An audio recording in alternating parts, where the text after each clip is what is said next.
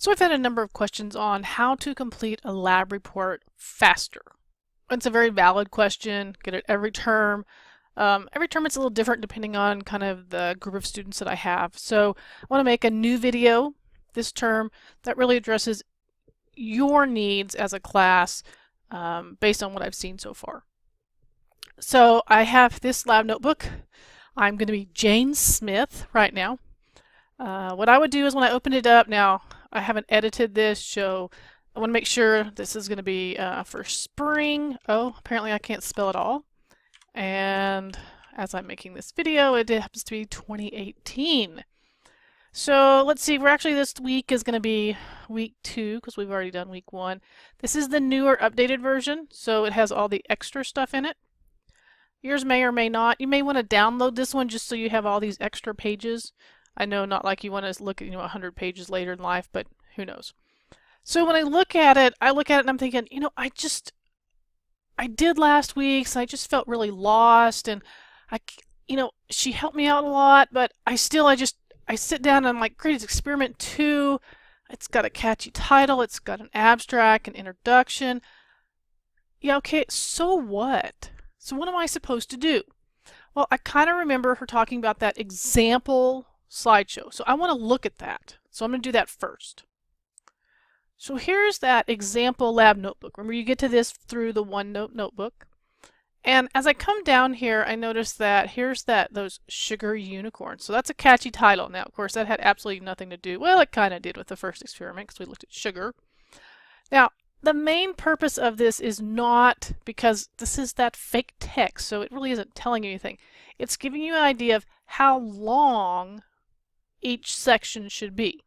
So for my abstract, I know it should be about this long.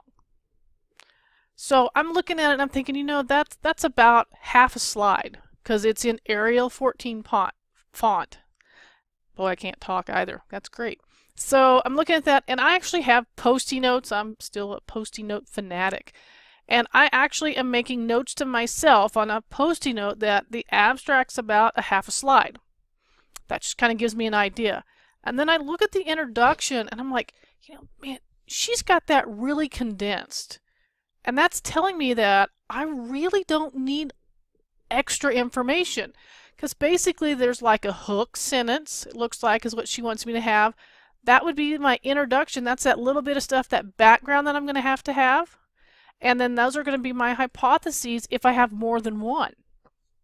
So it looks like that for my introduction, I really just am going to need 2 paragraphs, and maybe that looks like it's maybe 1 slide if I'm lucky. So I'll make a note of that. And then I come down to my procedure, and I remember reading that it said the procedure is just me rewriting all the steps that were in the lab manual. And it's in paragraph form too. So I keep thinking to myself, that's got to be an easy part, right? I should be able to get all my points on that because I'm just rewriting everything that I've already been given. And then for my results, looking here, I notice this is just lots of pictures. It's got a table. And it's got some more pictures. So we'll go over how to do that. Now I'm looking at the discussion here, and I remember reading somewhere in the OneNote, and I'm looking here, this is 1, 2, 3, there's only 4 slides here. So I'm going to say the most I can have is 4 slides. So that looks pretty easy. And then here I've got my conclusion or my application. I notice there's a paragraph. That looks like a paragraph. Paragraph. And a paragraph. Excuse me. And there's another page here. So it looks like at most this can be 3 slides. And then I've got my references, which is 3 references. Okay, so I want to go back to mine. Okay, so I'm looking at experiment 2. And I know I'm going to need a catchy title. But I haven't really even done my experiment yet, so I think I'm going to save this till the end. Because I really want to know what it is I'm doing so that I can make something that's kind of cool and wants to draw my reader in. So I'm going to save that to the end. Now my abstract, I know here that there are certain things I have to have. And that's where this slide comes into play. It kind of gives me a brief synopsis of the entire experiment. Basically, when somebody picks it up, they should know everything about my experiment. And here's kind of the outline. It needs an objective, a description, and results and conclusions. Okay, so I know I'm going to have my objective, an overview, and then results and conclusions. So I'm going to type that in there first. That's what I know I have to have. So I could go ahead and write the objective. And once I've done the experiment, I could write the overview. But I can't do the results and the conclusions until I'm done. So I'm really going to save this slide until I'm completely done with the experiment. Now, a lot of students like to write the objective and the overview first, and then come back to it. I personally like to do the abstract at the very end, because that way I know if anything went wrong, that might change my overview, because I may have had to make some adjustments when I did my procedure. Then we're going to come down here to the introduction. So I know one of the things that's big is I've got to have a hook. So I need something catchy for a hook. Now, one of you did give me a personal story, and that is one way to definitely grab my attention, because it draws me into your world, and it makes me want to figure out why you're interested, what I want to learn maybe about you.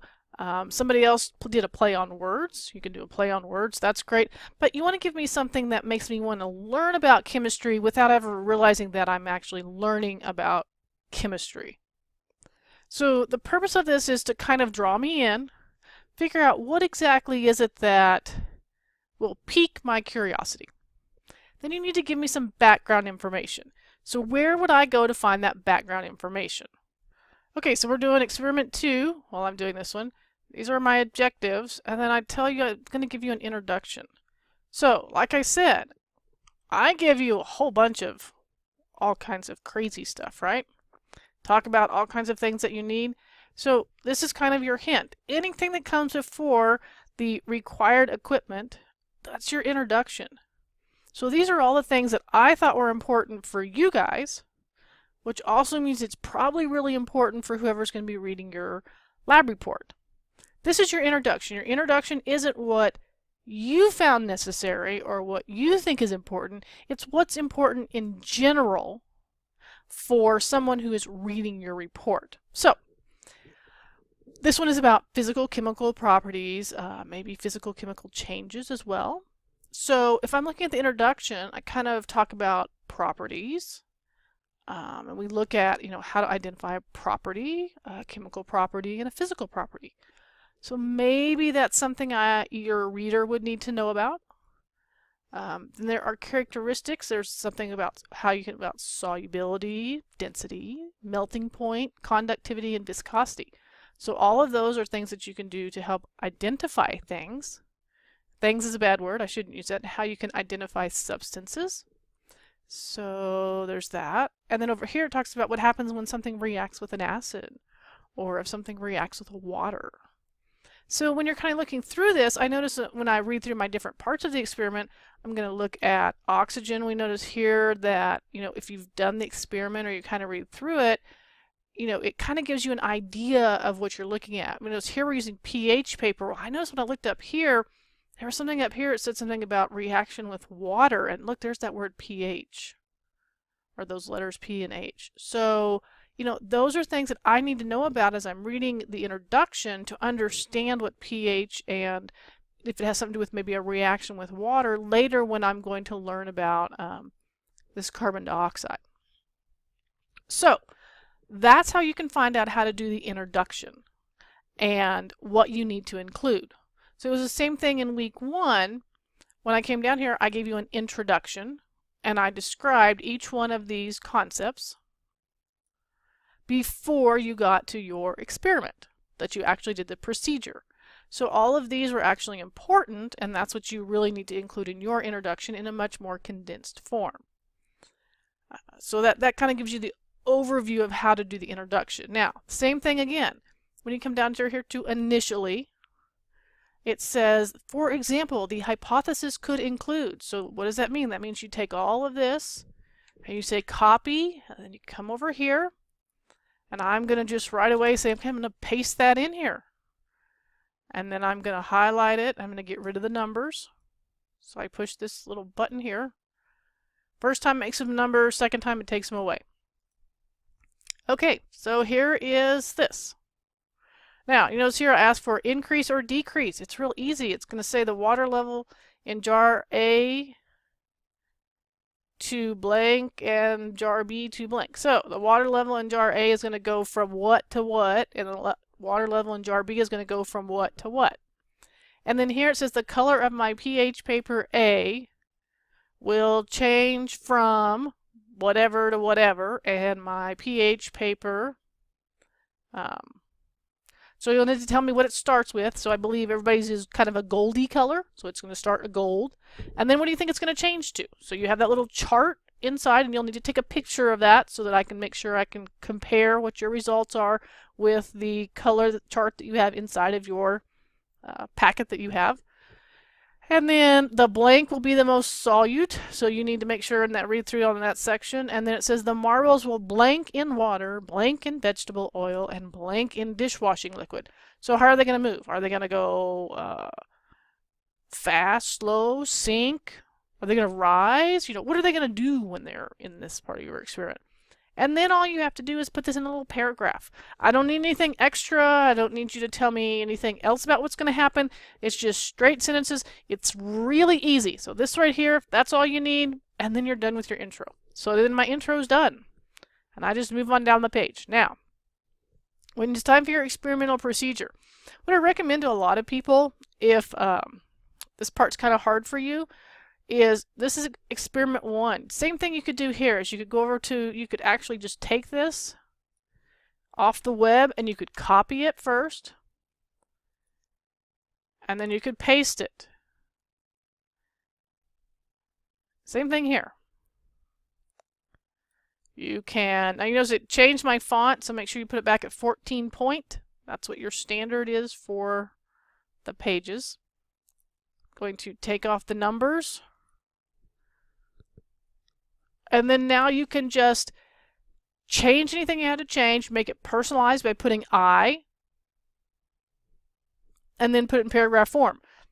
So like here, where I have a note, what you might just say is, the steel wool, you could just say, I used an SOS pad making sure it did not contain soap. Or my SOS pad did not contain soap.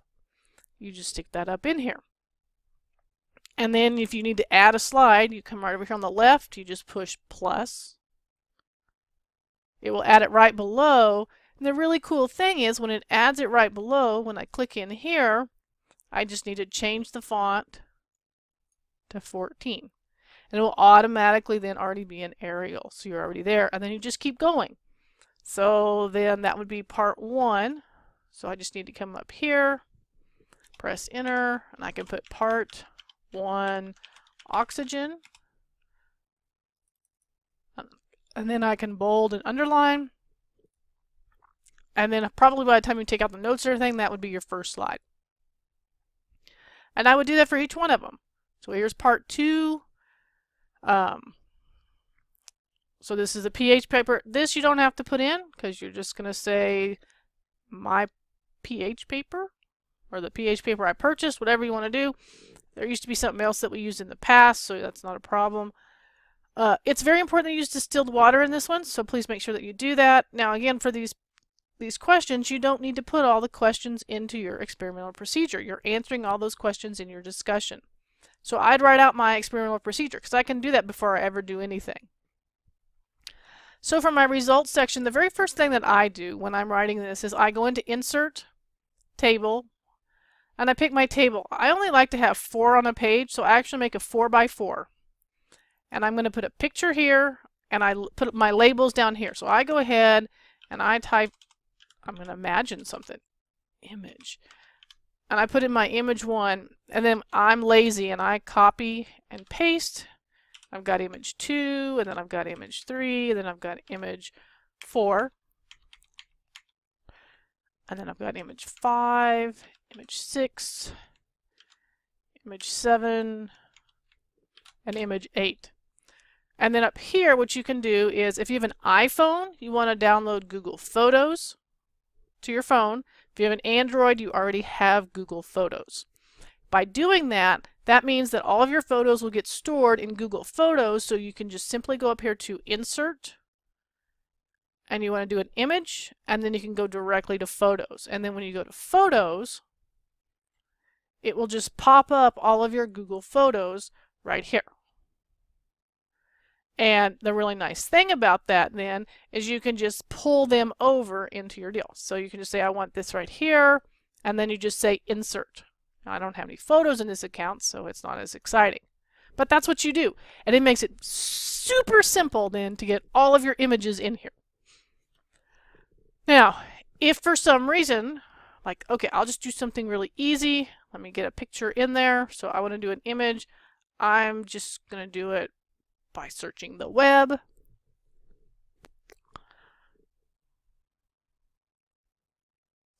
Which, of course, since it's real time and I'm downloading something, it's going to take forever. So hold on a second. So like there's my first image. And so you can do the same thing down here. You can make room for your little images, and it's going to look all nice and pretty in there. Now, if I wanted to, I could say that, if I can't tell, these are bunnies. You know, whatever you need to. Same thing again, you can just press the plus sign. And let's say this time, I'm going to change that to 14. And I actually am going to put in a table.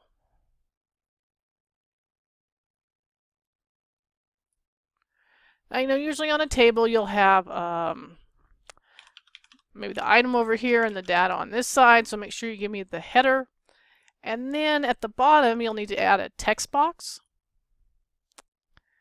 And then down here you need to tell me that this is like table 1, and then tell me what table 1 is.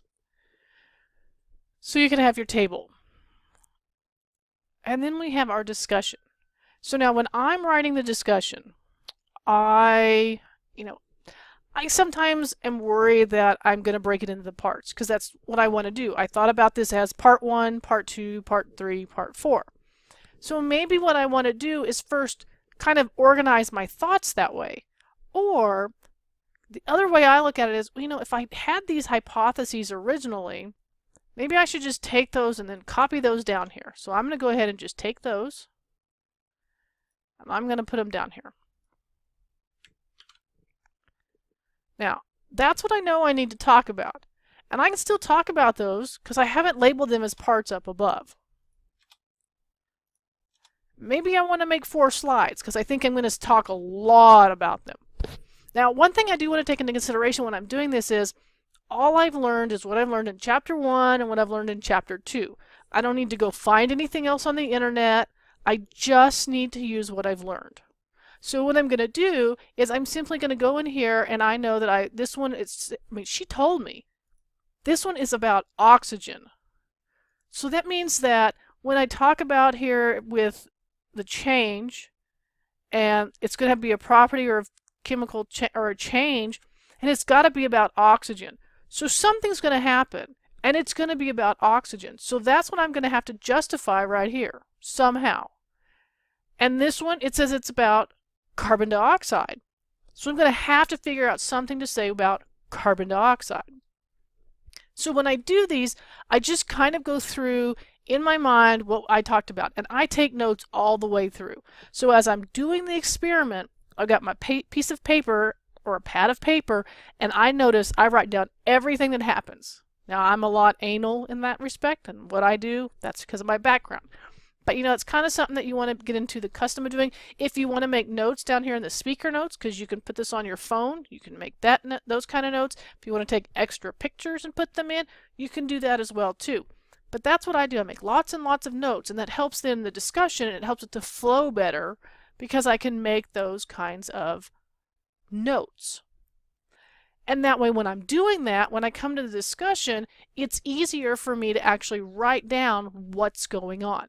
Now, again, this one's going to be like 4 slides. Well, if I spend 1 slide talking about the first one, 1 slide talking about the second one, third and fourth, that's great. Just make sure that at some point at the very end, you kind of tie it all together.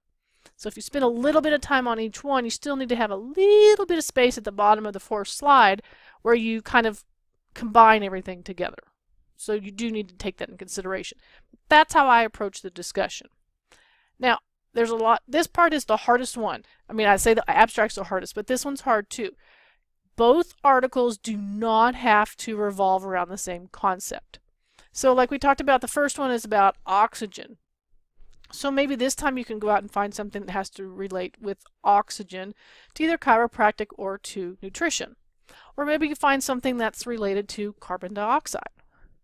Or what else do we have this week? Well, we have solubility and we have viscosity.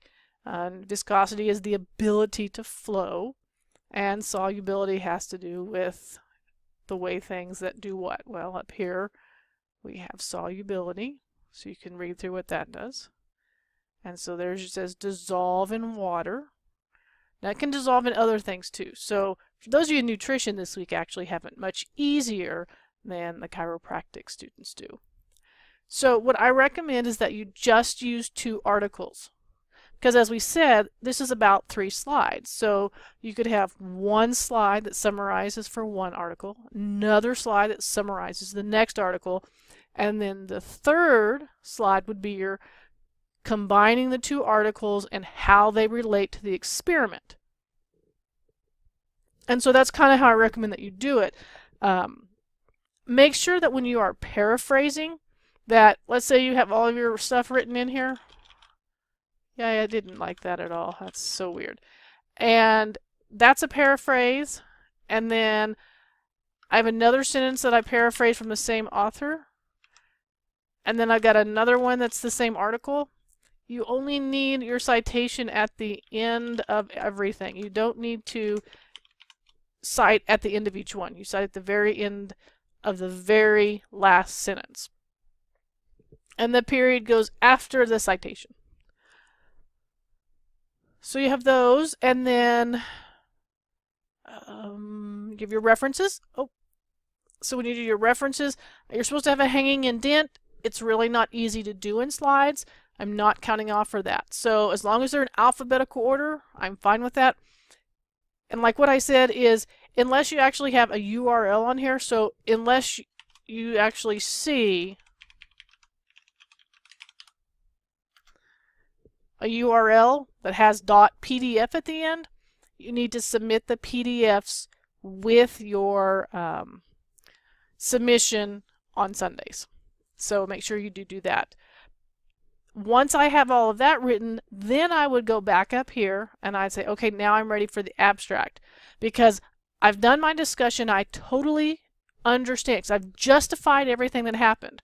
Whether it's right or wrong, I've justified it.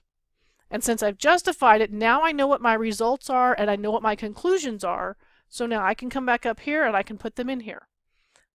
I can now say what the overview of the lab is, because I just did the experimental procedure. I know that I'm going to talk about oxygen, I'm going to talk about carbon dioxide, I'm going to talk about solubility, and I'm going to talk about viscosity. So there's my overview. I know exactly what I'm going to talk about. I know what the objectives are because they were given to me. So basically you have everything that you need now to do the abstract. And again, remember, this was only like half a slide at 14 point. So I know it can't be very long. So hopefully, kind of walking you through, and I know this is a long video, but walking you through how I would approach this if I were writing it, I hope that that has helped you to kind of approach it, and that it will take you less time and maybe give you some pointers on how to do that. If you still have questions, please make sure you let me know. I want it to be less time consuming than it was in week 1. I want you to get, better at it faster than taking the whole term, and then, by the time we get to experiment 8, you go, oh yeah, I got a rhythm, I totally get it now. And, by then you're worn out. I don't want you to be worn out. I want you to be, calm and collective, because by then it's smooth sailing. That's what I want. So if you do have any questions, do let me know. If you need anything else, let me know. I'm here for you. Most of you have figured that out by now. If you have any other questions, please just ask.